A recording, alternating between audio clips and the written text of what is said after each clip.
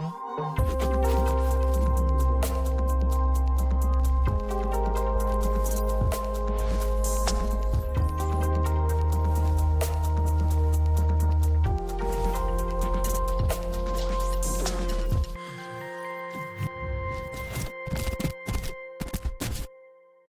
to AI Speed, the show where AI powered companies talk about what works in the market right now. Business doesn't move at internet speed anymore, it moves at AI speed. And the people who figure out how to turn models into money will own the next decade.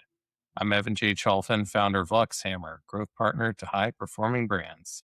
Today, I'm thrilled to be joined by Taylor Corrado, Senior Director of Brand Marketing at Wistia. Taylor brings a really interesting perspective to B2B marketing, especially around video and brand. At Wistia, she's helping companies rethink how they use video, not just as content, but as a core driver of awareness, engagement, and business growth. Taylor, thank you for being here. Thanks for having me, Evan. So you've spent over a decade driving brand and awareness. What drew you specifically into video as a core marketing channel? Yeah, I think, video has been on the rise for a long time, but it used to be seen as a very expensive part of your marketing function. And now I think, post pandemic, post like the Zoom world where everyone was home for a couple years, we're really seeing video be adopted way more because the tools are really more accessible. The production level quality that is needed is definitely lower. The bar is lower if you think about TikTok videos now. And brands are just needing to keep up with all of the demand that's happening across social channels and all of the video content that people are consuming. And so video is becoming basically your main content marketing engine. And there's just so much potential for businesses to adopt video and use it not only to capture attention on social, but also to educate people about their products, to connect with them personally if they're doing like customer success or sales outreach. And so kind of like sky's the limit with video right now. And I think there's just a lot of potential to shift a content strategy towards video first. Yeah. So what makes Wistia's approach unique when it comes to helping businesses use video more effectively?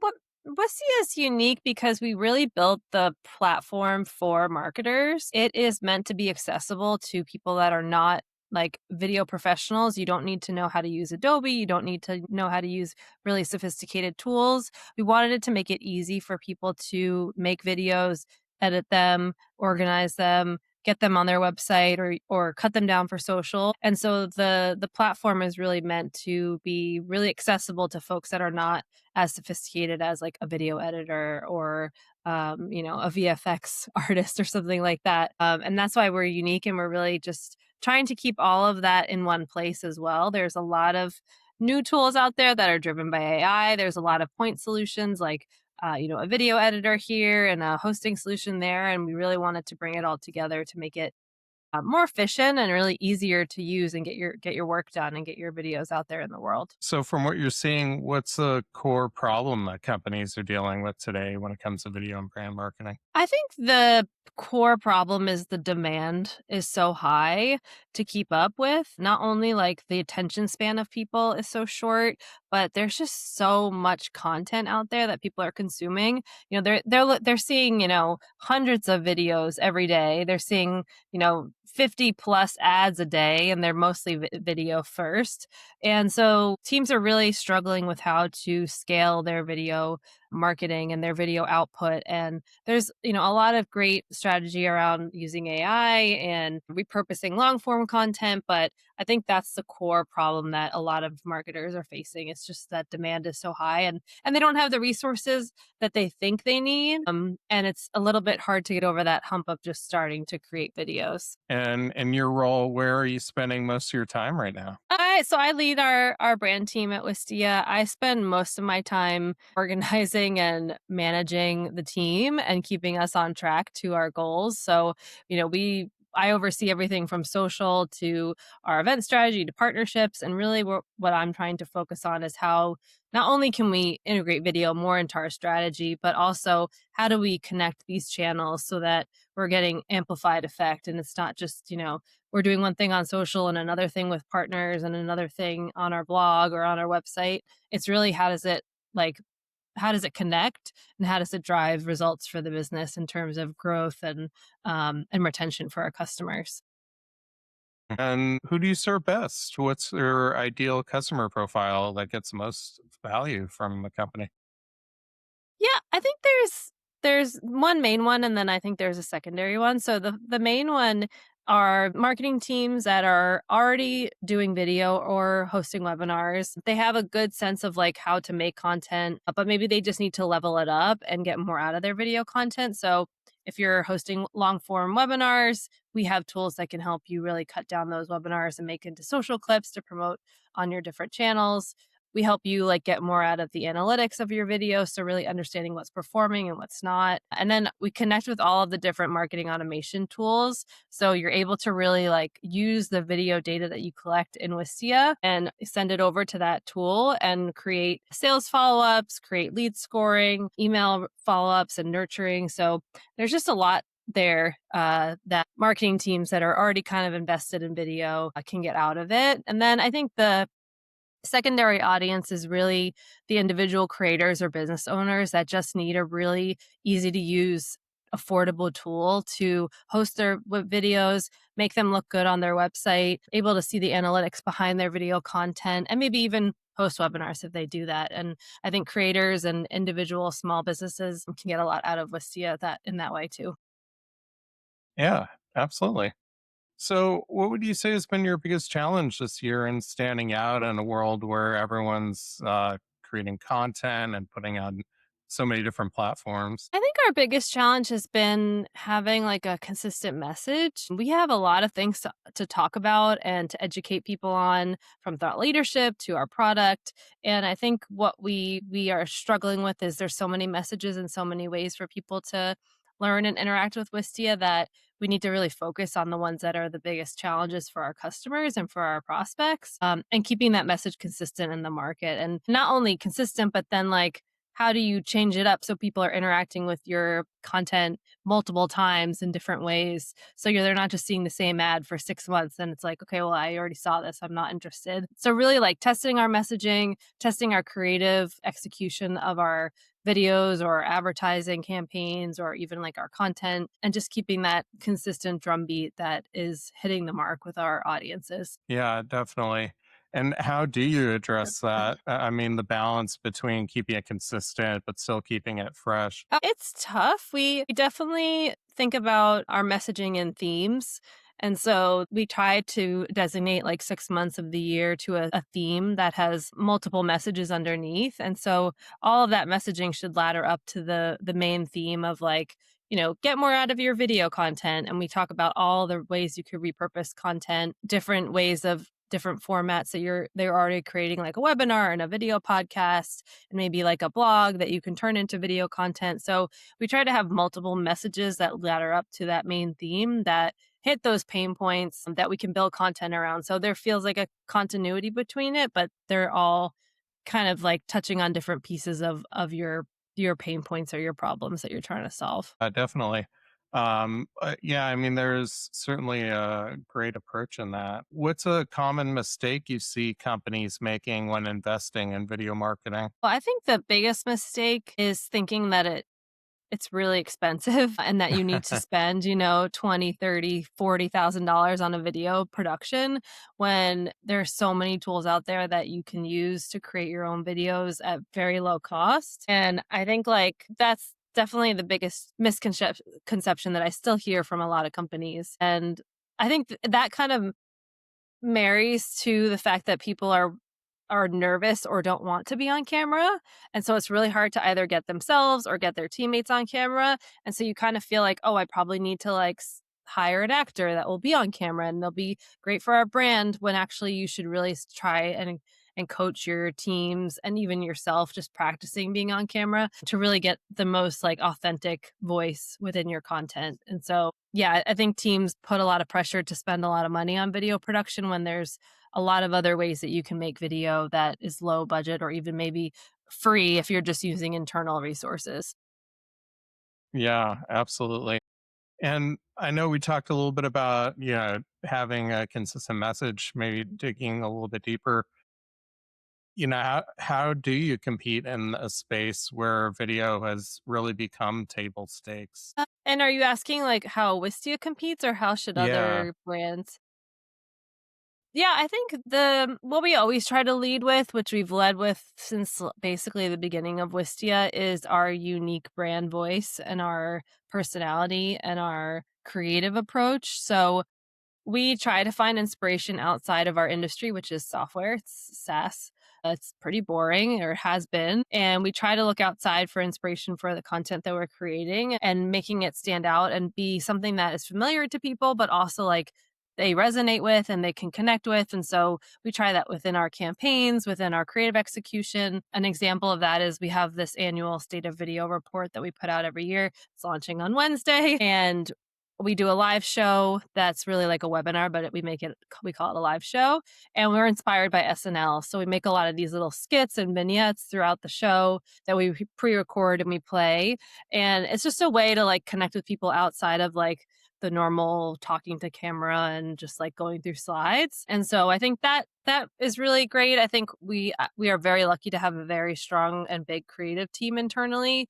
That is something I've really never had at a business. And I think investing in creative talent, whether it's freelance, contractor, or in house, is so important because they're going to be able to bring your message to life in a way that's going to either resonate or connect with your audience in some way. And if you're just like kind of doing the same every time, you're gonna fall behind. You're gonna be left, people aren't gonna see your content and they're not gonna connect with it.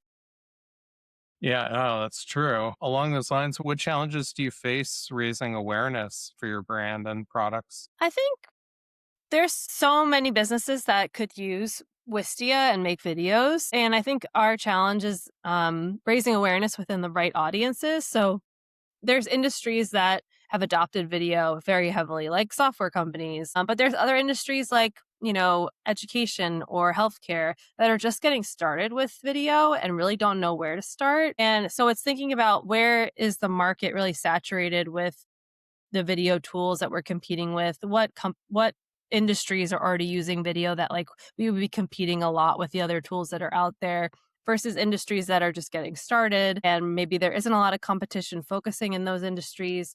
And so it's really raising awareness where we're most needed. And also thinking like geographically, we've been very focused on the US and Canada, but we're seeing a lot of interest from the UK and from some other European countries. And so we're thinking about partnerships that we can work with in those countries, how we can gain access to new communities and new audiences that we haven't been able to get in front of, or just um, don't want to do it on our own. We want to like kind of partner with folks that are already in that space, or already being really helpful to those audiences. So it's tough. I think it's a lot about focus and also just the strategy of where is the potential audience that we could go after that we would not be competing with so many other platforms or other tools. Yeah, definitely. What trends are you seeing in video marketing that feel real versus hype? I'm definitely seeing a lot more video content on LinkedIn, and I'm seeing a lot more companies enabling their teams to make video. And so that means like I'm seeing creatively like a very nice set built for teams to go into like a room or into, so we have like a conference room that's a mini studio for our folks, and they can just go in and sit down and turn on their laptop and make a video. And I'm seeing a lot more of that like enablement of internal folks to make video content. Clay is a great example of this. They have a lot of people making video on LinkedIn right now, whether it's like product content or educational or customer stories or things like that. But that is a trend I'm definitely seeing where the set is the same and the people within the set change and the topics change. So that's one trend. I'm definitely seeing like a lot more like user generated content style from brands. So they're not like working with influencers, but the people internally, either their video production or people who usually are on camera, are making very like TikTok style videos that are a little bit more polished, but they're from that kind of like lax perspective, and they have like a lot more graphics and a lot more interaction with the audience, and like maybe they're even on an iPhone. So that's not really a it's a trend because it's like coming from the consumer world and now into the B2B world. So that I'm seeing more of video podcasting. Everybody is making their podcast into a video, which is great, but definitely seeing that transition from audio first to people either transitioning their current audio first podcast or starting straight up new video podcasts, which has been a real shift in the last like 2 years. Yeah, definitely. How about with AI? Are you seeing trends in video and AI? I'm not seeing I feel like when AI was so big and it exploded all like early last year and into the summer, there was just a lot of like testing and like crazy things going on with like with Sora and just like the AI generated video content. And I feel like it's died down a lot. I don't see a lot of that experimentation happening more. What I'm hearing and what we're seeing on our side is like AI is coming more into like the production workflow and either optimizing it or helping us like come up with more ideas faster or doing like post production editing with voiceovers or b-roll. And so it's kind of like becoming more of a productivity tool than a creation tool for video at least. And it's been helpful for us like for the scripting side of things, idea generation, post production, editing, workflow help. But I'm seeing less and less like, I'm seeing the slop of AI obviously on social, but for businesses making video content with AI, I'm not seeing that as much anymore. Interesting. And how about in terms of AI incorporation into the platform itself? Are there ways that you've incorporated AI into the platform? Yeah, so we just launched this feature called Remix in beta. And it's a agentic video editor. And so if you have an existing piece of video content, let's say a webinar or a product demo, you can actually chat with it and have it edit your video down into whatever you want. So like if you have a 60-minute webinar, you want like a 2-minute sizzle reel of like all the highlights from the webinar, you can chat with the editor and it'll spit out like a really pretty nice video. I think it's probably gets you about 80 to 90% of the way there, and maybe you can finesse it in the last 10%.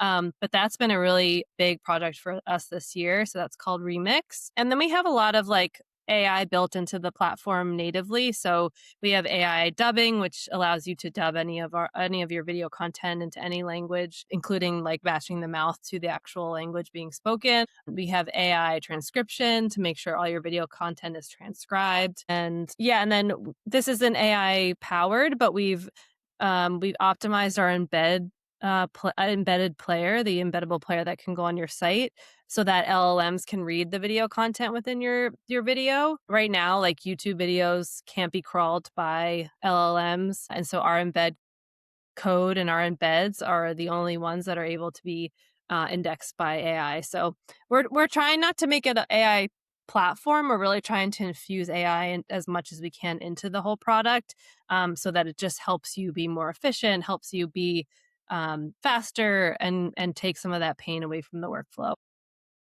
Yeah, that's great. So, if we were to have this conversation again in 12 months, so what would need to happen for you to feel like it was a big win for Wistia? Oh, wow. That's a good question. 12 months from now. I think from the brand side of things, I definitely would want us to be having more awareness in those international markets. We've seen some great success in the short term and working with some really great partners like the Marketing Meetup, which is a global marketing community to like gain awareness of Wistia in those markets. So I think if we were able to like really have a presence there next year, that would be amazing. I think also just adoption of our webinar product. So we have a full webinar product within the platform that allows folks to host registration, host the webinar, host the on-demand version. And, we're going up against the Zooms of the world. So if the adoption of that product was really successful, I think that would be really, really great in the year. And then lastly, we've been really spinning up our events program this year and hosting more of our own events as well as going to more conferences. And I think if this time next year we've had like a lot of success with our events and we're hosting even more next year, I think that would be awesome. Yeah, absolutely. Well, would love to attend one of those events sometime. Yeah. And that's it for today's episode of AI Speed. A huge thank you to Taylor for sharing her insights. into how video and brand marketing are evolving and how companies can turn attention into real business outcomes. If you're building or leading AI native company or a service business that uses AI under the hood, and you care about revenue adoption and market share, please make sure to subscribe to AI Speed. Thanks for listening. Until next time, keep building, keep selling, and keep moving at AI speed.